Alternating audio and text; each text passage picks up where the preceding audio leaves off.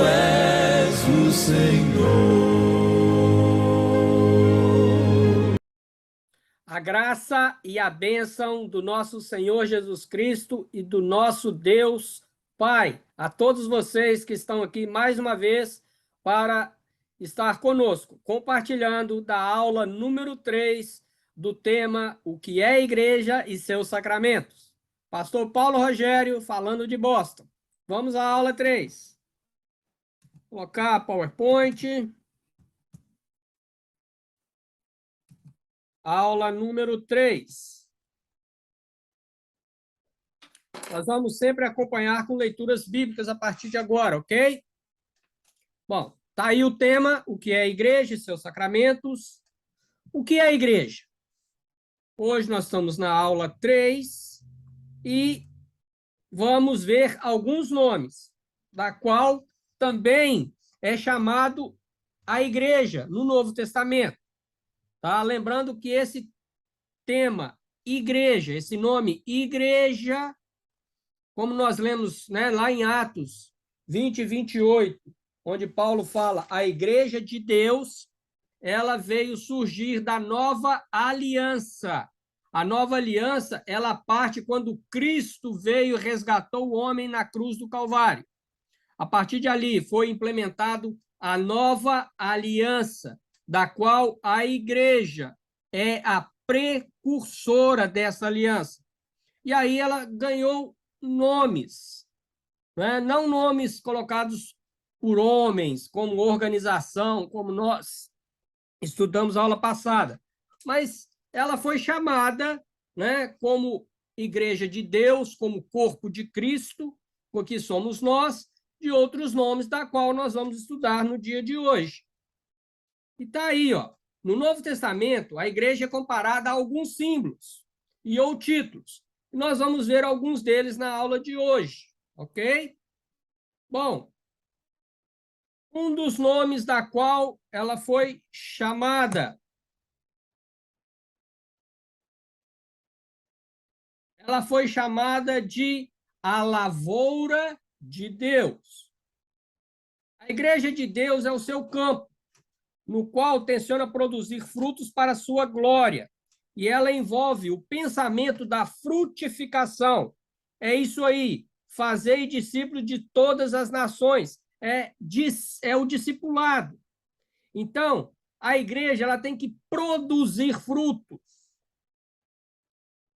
E ela produz frutos, fazendo discípulo de todas as nações, implementando o discipulado interno e externo. O discipulado interno é pegando os seus membros, o corpo de Cristo, e ensinando-os a palavra. E aí eu volto a dizer e ser repetitivo. Como que você vai ensinar se a pessoa quer ser igreja em casa? Ela tem que estar reunida em algum lugar para que aqueles a qual Deus constituiu, bispos, pastores, mestres e ensinadores, façam o seu discipulado, para que esses homens e mulheres que recebam esse discipulado possam ir a todas as nações. E todas as nações, eu digo o seguinte, pode ser a esquina da sua casa, pode ser a sua comunidade, pode ser a sua cidade, mas pode ser também um local onde Deus te enviar, uma nação a qual Deus te enviar, para fazer discípulos. Ide e pregai o evangelho a toda criatura. Olha aí o que Paulo fala sobre a lavoura de Deus. 1 Coríntios, capítulo 3 e verso 9. Estou aqui folheando a minha Bíblia e nós vamos ler. 1 Coríntios 3 e 9.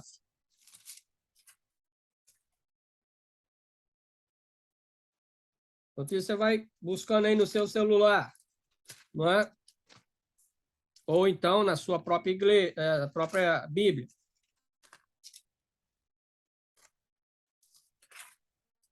Primeira Coríntios 3 e 9. Paulo fala diretamente à igreja de Corinto, dizendo o seguinte, 3 e 9. Pois nós somos cooperadores de Deus. Vós sois lavoura de Deus e edifício de Deus. Então, a igreja é a lavoura de Deus nessa terra, da qual ela planta para colher frutos, e planta o evangelho sadio e verdadeiro de Cristo, para que haja frutificação neste mundo perdido. É aquilo que Paulo diz, não é? Um planta, outro rega, outro colhe. Essa é a igreja completa, a lavoura de Deus, onde não existe títulos, né? Onde não existem pessoas que tomam para si toda a responsabilidade. Não. Paulo, nesse texto que eu citei, né? Que um planta, outro rega, outro colhe, ele está justamente dizendo sobre dissensões, divisões dentro da igreja de Deus, a qual não deve haver. Eu sou de Pedro, eu sou de Paulo, eu sou de Apolo. Não, não, não, não, não, não existe outro. É onde Paulo entra e diz, olha, calma, calma. Vocês são de Cristo, vocês não são de homens. E vocês sendo de Cristo, pode ser que um plante, pode ser que um regue, e pode ser que um colha. Mas como também pode ser que dentro de uma geração, Deus permita que você plante, que você cuide e que você colha. Mas isso não é uma regra. A regra é fazer discípulo de todas as nações, pregando o evangelho. E Paulo chama aqui a igreja de Corinto, e qualquer uma, isso é extensivo a nós hoje. Ele chama que nós somos a lavoura de Deus. Outro título. Nós somos também o rebanho, né? Nós vemos que a nação judaica, ela era designada por um aprisco, né? Então, nós vemos isso muito no Antigo Testamento. Mas agora, como igreja, Jesus, ele diz o seguinte, que a igreja, ela passa a ser um rebanho, o rebanho de Deus. Está em João 10:16, que diz o seguinte, ainda tenho outras ovelhas que não são deste aprisco. Veja que Jesus aqui, ele ainda estava em vida, e esse aprisco, ele está dizendo que é a nação de Israel, porque ele está falando a judeus. E ele continua no verso 16. A mim me convém agregá-las também. Elas também ouvirão a minha voz, e haverá um rebanho e um pastor. Então, nós vemos aqui que nessa palavra rebanho, nós encontramos o símbolo de um grupo de cristãos vivendo em comunhão, um com os outros, sob a proteção do bom pastor que é Cristo, dando ouvidos à sua voz e seguindo. Não é isso que nós ouvimos? Não é isso que nós aprendemos? Não é isso que nós devemos ser? Fazer parte do rebanho de Deus? Segui-lo, tendo a Cristo como o nosso bom pastor, o nosso guia. Então, a igreja também é chamada de o rebanho de Cristo. Ok? Você vai achar outras passagens, outros textos na Bíblia, mas eu escolhi esse de João 10:16. E eu volto a repetir, né? Aquele texto, um só rebanho, um só pastor. Isso já está, não, aqui, onde Cristo ainda, nos evangelhos, estava na terra. Mas essa palavra, um só rebanho, um só pastor e um só Senhor, já está nas cartas gerais, nas cartas escritas após a morte e ascensão de Jesus Cristo. E a igreja leva esse título de rebanho. Bom, ele também leva edifício ou casa de Deus. Nós lemos esse texto já, 1 Coríntios 3:9, não é? Onde ali ele fala sobre lavoura de Deus, mas ele termina o versículo dizendo o quê? Edifício, né? Ou casa de Deus, dependendo da tradução. Então, 1 Coríntios 3:9, nós vamos ler de novo, diz o seguinte: pois nós somos cooperadores de Deus, vós sois lavoura de Deus e edifício de Deus. Então, a igreja é edifício de Deus. Essa expressão revela-nos Deus como edificador, e ele vai acrescentando pedras vivas à igreja. Então, se nós temos em Cristo, se nós temos em Deus a nossa confiança, ele vai edificando, não espiritualmente, mas aqui vai edificando,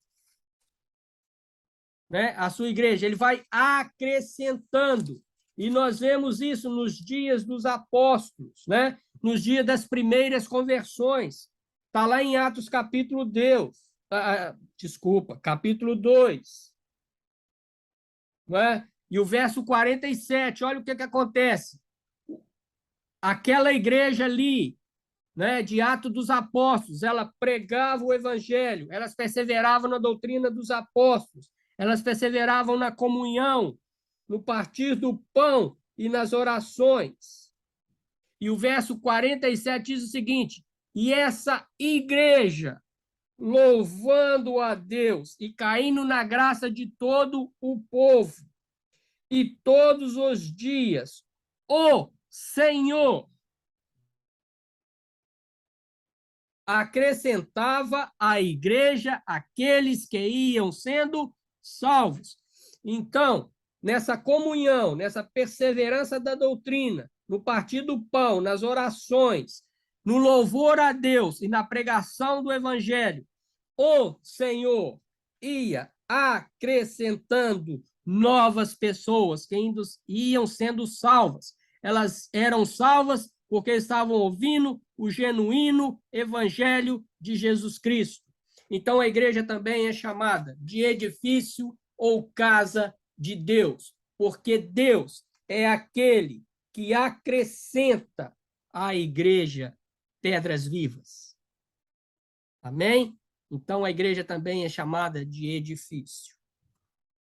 Bom, na próxima aula nós vamos continuar falando sobre mais alguns títulos, mais alguns nomes da qual a igreja é chamada dentro da Bíblia. Amém? Deus vos abençoe. Até a próxima aula. Tchau, tchau.